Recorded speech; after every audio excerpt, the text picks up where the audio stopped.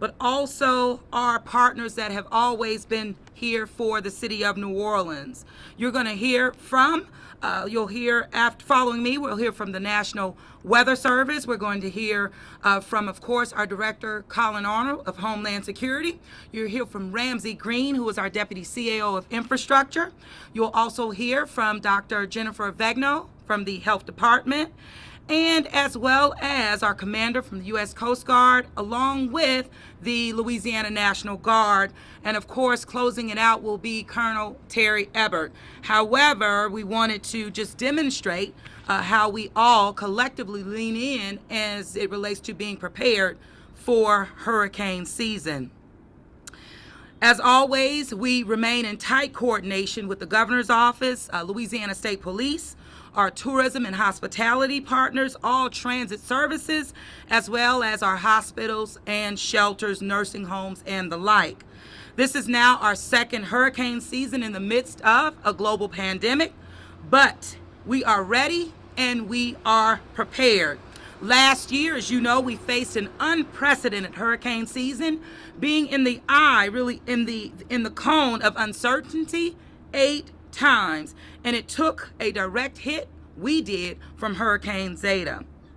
Listen, when I listened to the National Weather Service's presentation this morning, and focusing on last year, we had 9 storms that rapidly intensified. So 9 storms in 1 year when the average is 1 to 2. That's something that we have to take heed of. Things are changing. Not only that, being told that this season will be above average and above normal. Again, think about 9 storms last year. That's 9 times that we had storms rapidly intensify. That's a big deal, and it's something that we should take heed. That really speaks to our ability to be prepared, not only as a city, but our residents as well. Now is the time to prepare, and the first step towards preparation is being vaccinated as it relates to this COVID-19. It only takes, again, 1 storm to make an active season. Only takes 1 storm.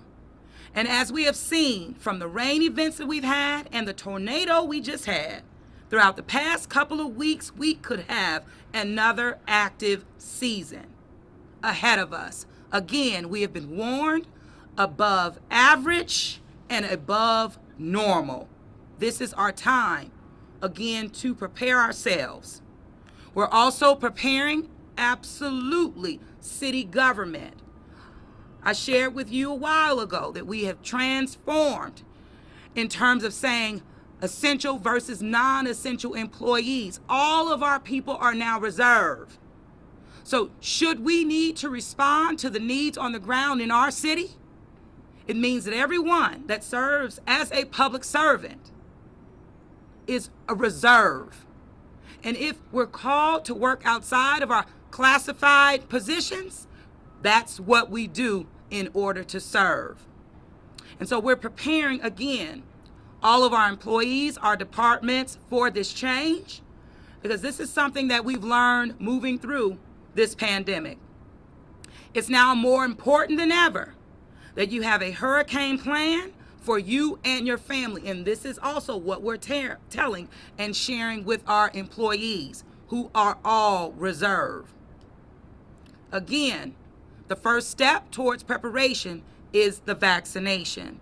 And as always, you are, let me tell you, our partners in this.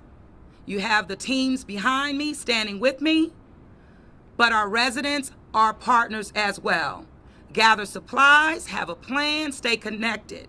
And remember to sign up to receive real-time updates from the city of New Orleans through our NOLA Ready system. You text NOLA Ready, one word, to 77295. So with that, I'm going to turn it over now to our National Weather Service, and we'll be hearing from our very own Benjamin Shute. Get me straight. Well, good afternoon. I want to thank Madam Mayor for inviting the National Weather Service to get us ready for the upcoming hurricane season. As she had mentioned already, we are definitely looking at the possibility of an above average season.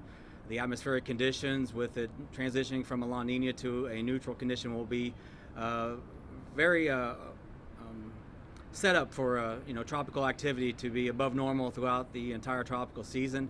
We're already seeing above normal temperatures in the Gulf of Mexico, which will also allow fuel for those storms should they develop. So because of that, it's definitely time for preparedness now. Like she mentioned, it's time to think about a plan, where you would go, how you would evacuate, what you may need to take care of yourself, your family, your pets, thinking about all those needs that need to be met when a tropical is impending on the area. Outside of the kit, it's also important that we share with our family and friends the plans that we have. If you're thinking about possibly evacuating, let others know where you may be going. It's a good way of making sure that everybody is safe and accounted for, and so that there isn't any confusion in a time where confusion can be easily found when communications can start to go down as they start to get impacted heavily. I also want to mention that it's very important for people to make sure they're using reputable sources. When we start to have tropicals start to develop in the Atlantic, there are a lot of places on the web and on social media that put out information that may not be the most reputable source available. So make sure you're using a solid source, whether it be us, the National Weather Service, the National Hurricane Center, your local media, emergency management. But please make sure you're getting it from a reputable source, especially if you're pulling information from social media as one of your main sources. I know a lot of folks, do not subscribe to cable TV or to other means that some others use, and so you may be getting your sources of information from social media. And I just want to really iterate that's important for people to make sure they're getting it from a reputable source. There are some changes when it comes to the wireless emergency alerts. If you remember last year, a lot of folks were woken up at 4 a.m. With Sally approaching the Gulf and the coast here. So that has been changed. We have the ability now at our office here in Slidell to make sure that wireless emergency alert does not go off at 4 a.m. if there's not a direct impact to life and property, and it will go off a little bit later in the morning. So that will be one benefit as we move through this season. Though if there was a tropical storm or a hurricane that was developing right off the coast and quickly, we would utilize that early morning warning if we thought it would impact life and property. Some other changes as well is we've split Orleans Parish in half. So basically, if you're inside the risk reduction system, you will not get storm surge warnings over your wireless emergency alerts there as well. So we hope there won't be much bleed over across that line, but for those areas outside the risk reduction system, you still should receive those storm surge wireless emergency alerts if they reach that criteria. The last thing that I'd like to kind of mention is every storm is different, and we've seen that over the course of even last year. You had Laura, which was a rapidly intensifying storm all the way up to shoreline as it impacted southwest Louisiana, and its main threat was winds. You have Sally, which, though it dodged the area here and moved off to the east, slowed down and dropped feet of rain across the area. Every storm is different.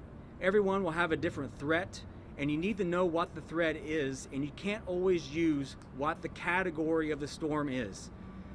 We all know that is where a lot of things are based off of, but at the same time, for people making decisions on the safety of their family and friends, understand the threats of the storm that would be impacting the area, because that is what the main concern is. It may not just be surge, it may not just be wind, it could be rainfall as well, and we all know that the flooding and flash flooding is obviously one of the #1 killers when it comes to weather across the United States. With that, I want to again thank the mayor for having us here this afternoon, and if anybody needs any more information, feel free to see our website at weather.gov/New Orleans, and you can get all the information, warnings, watches, and advisories there. Thank you. Thank you so much, Benjamin. We'll hear from Colin Arnold.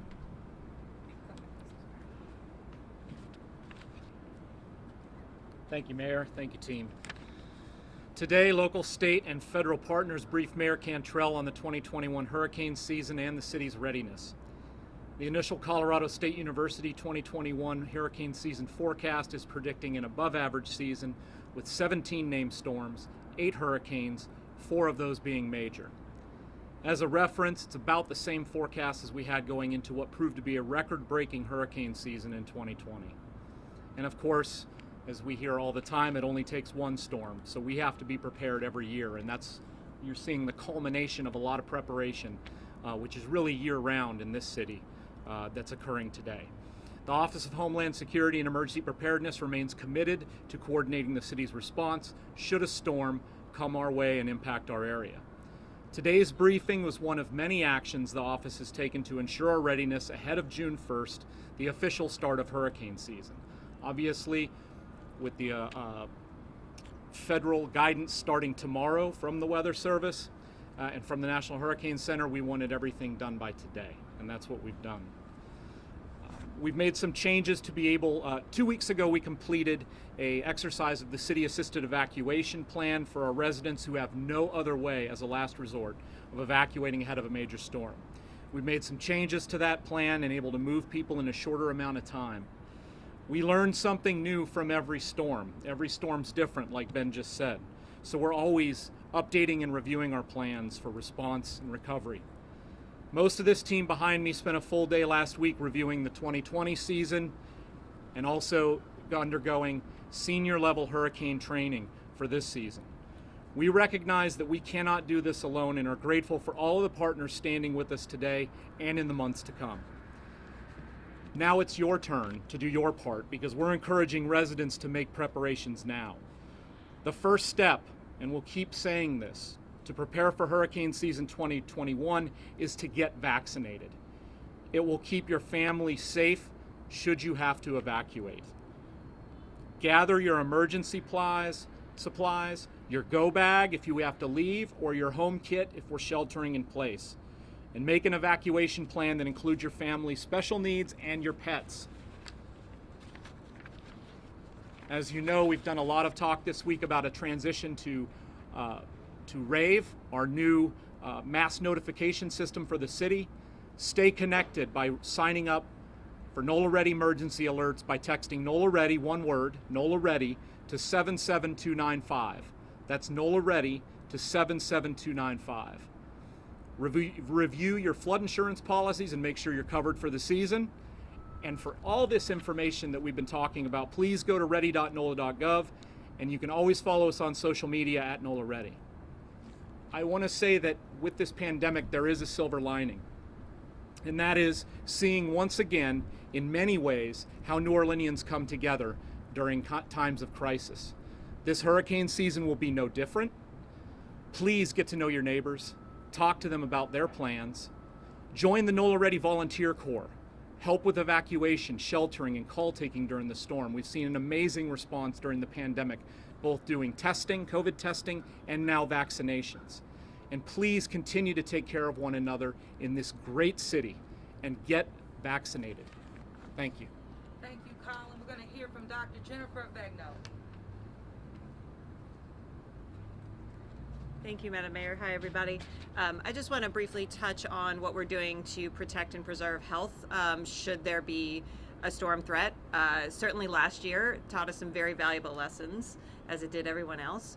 First of all, we're appreciative for our partners at EMS, OPCD, NOLA Ready, and our other public safety departments who are helping us go through our special needs registry. This is the way that if you or a loved one have any barriers medically, health-wise, that would make evacuation on your own difficult, we want to know about it. Whether you're homebound, whether you have limited mobility, whether you have speech difficulties, whatever that is, we encourage everyone who has not yet done so to sign up for the Special Needs Registry. You can call 311. You can go online as well at 311. We are actively going through it, making sure we have the most up-to-date information so that in the event of an emergency, we would know who would need assistance getting to safety. So I can't, we have about 3,500 names on it now, so it's a good number for our city, but we know that there are more that we need to reach.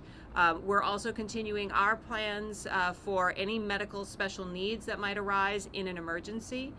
We learned a lot last year from Zeta in terms of the need to provide electricity and oxygen to those who are dependent on those things. And so we're going to keep working on those plans.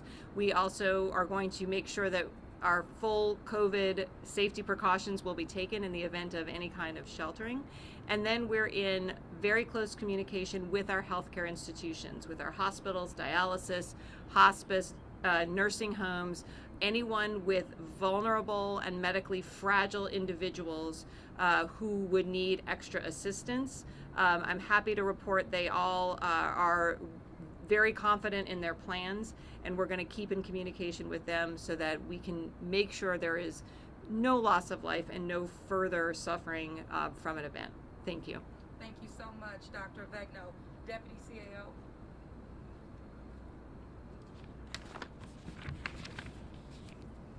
CAO. Thank you so much, Mayor, and thanks, folks, for being here. And big thanks to the folks behind me who represent every agency that day or night respond to these sorts of events. One thing I just really want to point out is that we've been, the mayor said things are changing. April of last month was the 5th wettest April since 1960 in this city, according to National Weather Service data. This May, the first 12 days of May, is the 3rd wettest May since 1960. That's 61 years. There's still 18 days left of May, and we're already the 3rd wettest May since 1960. I think those things are telling us to be prepared at all times. And one thing that we really saw this week was a tornado, and thankfully no loss of life, no people hurt. But what we did see is Bounty Street in Algiers, for example, Cone and Pine in Carrollton, and throughout our city, Fontainebleau. Within about 24 hours, those are largely passable. And that's because of the great work of the Departments of Parks and Parkways, Public Works, and Sanitation that are all under new leadership. And, you know, even though the people may change, the work continues. And it only continues as long as the folks standing up here talk to one another and empower their teams to do this work really well. At this moment, RTA, Entergy, Sewage and Water Board, all of our infrastructure partners are working well together. Everybody knows what their major responsibility is. DPW knows how to shift from the everyday work of potholes to just shifting towards preparedness and cleaning catch basins and draining out and cleaning those lines. And last year, we had 8 moments of cones of uncertainty and a COVID pandemic. And we also have a tremendous amount of work going on in this city. And I feel like we prepared pretty well, and we're pretty good at it by this point. One thing I would really want the public to be aware of is, I personally saw that this week, is we had a lot of power lines down in some of those areas impacted by the tornado. Stay away from it, even if you think you know there's no power. We lost a resident last year who touched a live power line that was down after a hurricane. And I'd prefer that we just don't ever see that again in our city. So please stay away from power lines, slow your vehicles when you're seeing a public vehicle doing its work in the wake of one of these events, and follow NOLA ready. Thank you so much, Mayor. Thank you so much. And now we're going to hear from Lieutenant Colonel Lagarde, Louisiana National Guard. Good morning, ma'am. Thank you very much.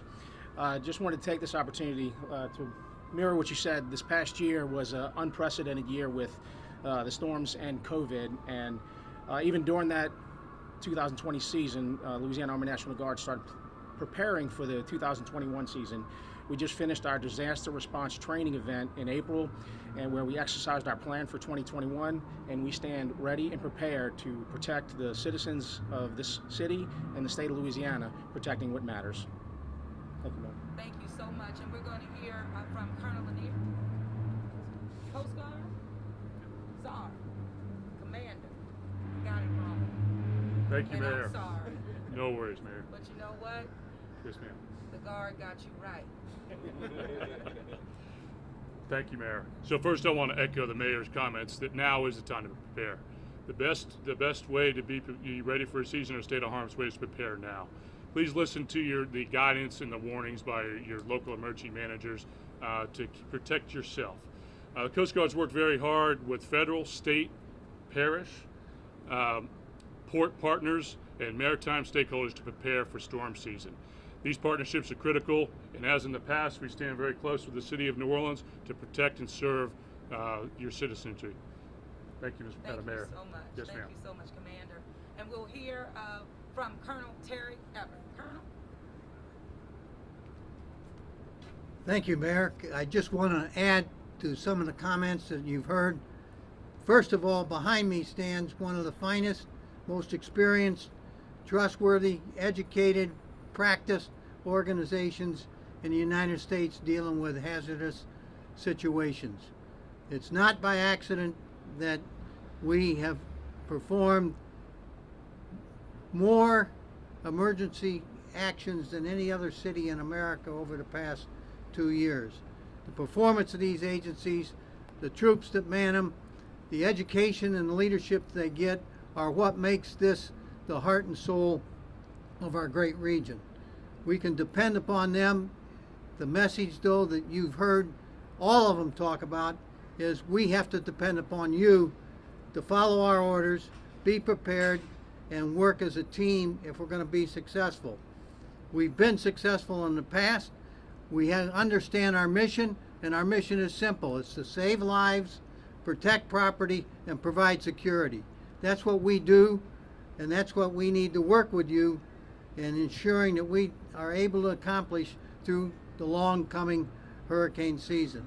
It's a great team of local, state, federal, nonprofit agencies that make this up, and it only can perform when the citizens step forward and help us perform our functions.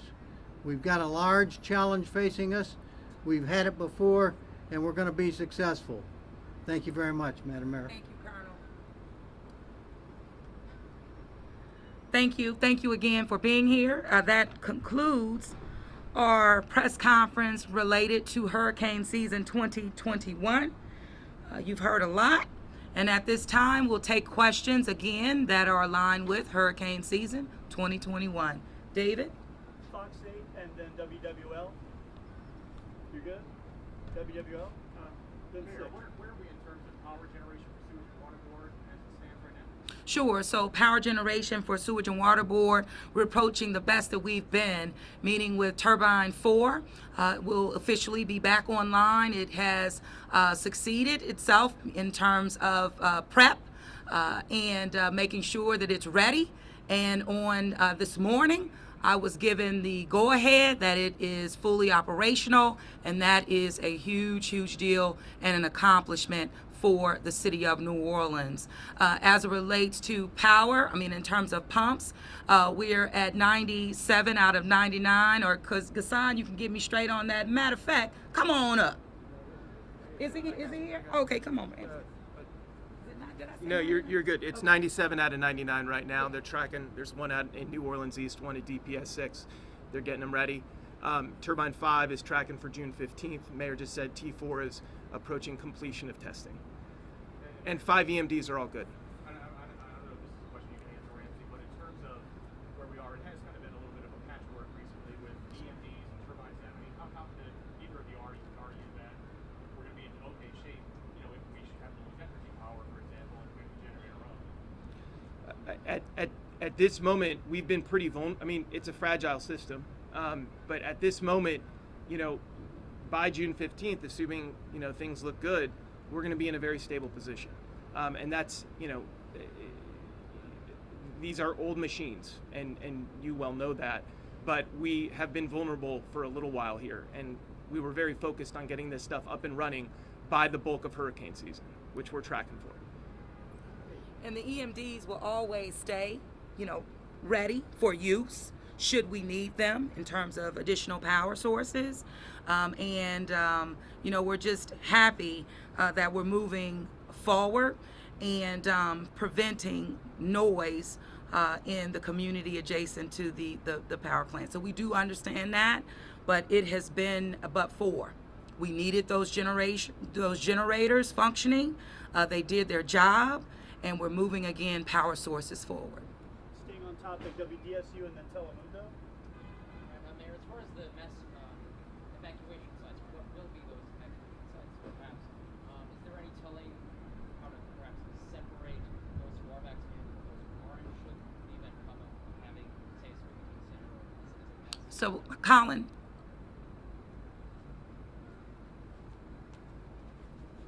I didn't hear the last part of the question. I'm sorry. Sure. So obviously right now we're comparatively speaking, in a decent spot, but still not where we need to be as far as vaccinations go.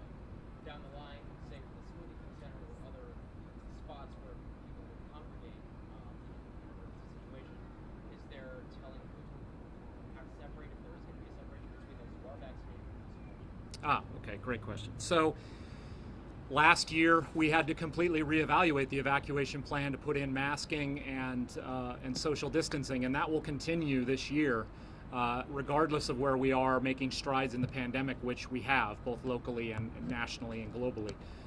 So really, it needs to be made clear that a hurricane, if we're evacuating, is a major hurricane and it's more dangerous than COVID. And we said that last year when we were in the height of COVID, and we'll say it again this year as we're maybe seeing a light at the end of the tunnel. That being said, evacuation is more important. We'll use social distancing and N95 masks. I've got another 200,000 coming in this week or next. We have masks set aside for our people evacuating through the city, assisted evacuation. And again, to your point, get vaccinated. If we can get more people vaccinated, it's a safer method. If you do have to evacuate, go to different areas. You know, we're doing a great job here in New Orleans. Some other areas may not be where we are. And so being vaccinated is that extra sense of security that you're going to have if you do have to leave town for a major hurricane.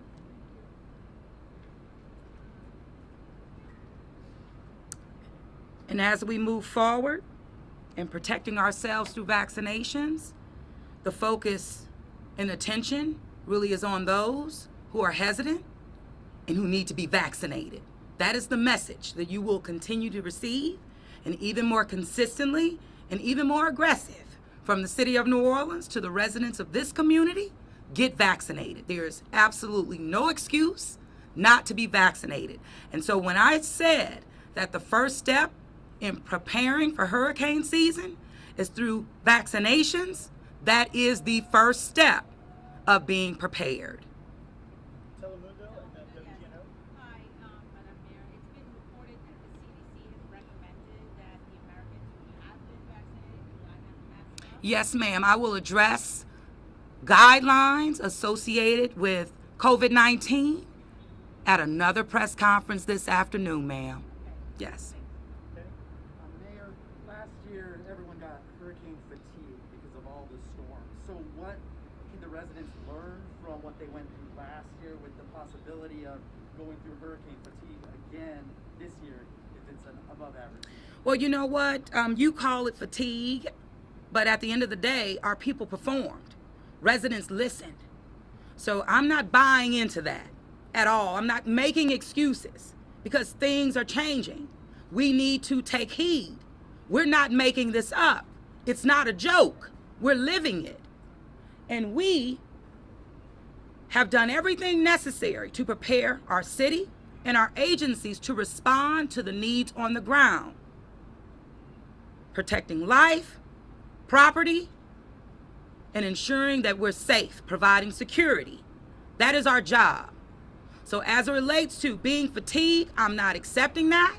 I'm saying be prepared for whatever comes our way, because we've demonstrated in the city of New Orleans that those are in these positions to provide the support of services. We're prepared and we stand ready. But we need the public to do their part. We're not fatigued. We respond. We have to abandon those thoughts, even when we think them. So remain ready, just as this team right here, we stand and we remain ready. You have one more question, anybody? One more? Dan? Mayor, just since the press conference started, slightly off topic, we've gotten reports that the pressure was already sort of blowing presumably is correct. It was a large drainage that had broken and is continuing to be repaired. We had hoped that that would be completed before today. That is not the case. So it is ongoing work and repairs that are happening to a main drain that did break. Any timeline about how long it might be? We got reports, the JCC, for example, said before shutting at 1 o'clock. We just got word. Any idea how long this could prolong? At this time, I don't know. Ramsey, have you gotten more info since we've been here? Yes, ma'am. Okay. Thanks, Danny. Thanks for bringing that up, actually. There are reports of low pressure throughout the East Bank of New Orleans, largely downtown, mostly this side or toward the lake. We are not dropping below 20 psi, so the boil water advisory is over.